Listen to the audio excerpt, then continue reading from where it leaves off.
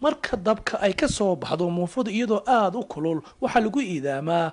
alaabada ay ka mid yihiin saliid macsarada mooska maraq buskeeti ama suqaar kadibna waxay raali gelisaa dadka isticmaala muufada waxa wax tarayo waa muufada intaan cuninaha cunto intii